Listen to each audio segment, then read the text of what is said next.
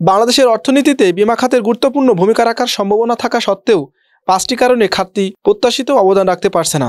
এজন্য দেশের বিমা খাতের সংস্কার অত্যন্ত জরুরি বলে মন্তব্য করেছেন বাংলাদেশ ইন্স্যুরেন্স অ্যাসোসিয়েশন ব্যয়ের নির্বাহী সদস্য ও প্রগতি লাইফের মুখ্য নির্বাহী কর্মকর্তা মোহাম্মদ জালালুল আজিম। তিনি বলেন, বাংলাদেশের বিমা খাতে দেশের অর্থনীতিতে অত্যন্ত গুরুত্বপূর্ণ ভূমিকা রাখার সম্ভাবনা থাকা সত্ত্বেও আমরা এখন পর্যন্ত এরকম উল্লেখযোগ্য ভূমিকা কিন্তু রাখতে পারি নাই। এটা একটা স্ট্যাটিস্টিক দিয়ে প্রমাণ করা যায় যে এখন মোটামুটি 0.5 পর্যন্ত আমরা পেনিট্রেশন বলতে পারি, ইনফ্যাক্ট 0.44, কিন্তু যেটা আমাদের পার্শ্ববর্তী দেশে 4%, অলমোস্ট 10 টাইমস, আর ওয়ার্ল্ডের এভারেজ যদি করা হয় তাহলে 7% হবে। সেই তুলনায় দেখা যায়, দেখেন আমরা অনেক কম। ডেনসিটির কথা যদি আমরা বলি, সেখানে ওয়ার্ল্ড এভারেজ হচ্ছে $850 আর আমাদের এখানে মাত্র $10। কাজেই এই খাতে যে সংস্কার খুব জরুরি, এটা অস্বীকার করার কোনো উপায় নেই। এখন আমরা যে জিনিসটা দেখবো যে আসলে কি কারণে বিমা খাত দেশের অর্থনীতিতে এই প্রত্যাশিত ভূমিকাটা রাখতে পারছে না। সমস্যা অনেক, বাট আমি মূলত 5টা পয়েন্টকে হাইলাইট করতে চাই।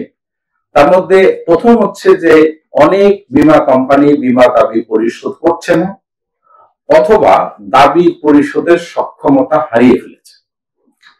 ফলশ্রুতিতে বীমার প্রতি আস্থাহীনতা তৈরি হয়েছে। 2 নম্বর কারণ হিসেবে আমি চিহ্নিত করছি যে রাজনৈতিক বিবেচনায় দেশের প্রয়োজনীয় সংখ্যক যে বীমা কোম্পানি দরকার ছিল তার থেকে অনেক বেশি লাইসেন্স প্রদান করায় একটা অনৈতিক প্রতিযোগিতার বিস্তৃতি লাভ করেছে। 3 নম্বর হচ্ছে বীমা কোম্পানিগুলো পরিচালনার জন্য প্রশিক্ষিত দক্ষ পেশাজীবীর যথেষ্ট অভাব হচ্ছে। 4 নম্বরে আমরা যে বীমার প্রয়োজনীয়তা বা বীমার উপকারিতা বা সুফল সম্পর্কে আমাদের দেশের জনগণের সুস্পষ্ট ধারণা নেই। আর 5 নম্বরে আমি বলতে চাচ্ছি আমাদের যে নিয়ন্ত্রক সংস্থার সক্ষমতার ক্ষেত্রে কিছুটা ঘাটতি রয়েছে। গত 12 মার্চ সাংবাদিকদের সংগঠন IRF ও IDR এর যৌথ উদ্যোগে আয়োজিত বিমা খাতের সংস্কার ও আমাদের করণীয় শীর্ষক সেমিনারে লাইভ বিমা খাত নিয়ে উপস্থিত মূল প্রবন্ধে তিনি এসব কথা বলেন। অনুষ্ঠানে প্রধান অতিথি ছিলেন IDR এর চেয়ারম্যান ডক্টর এম আসলাম আলম।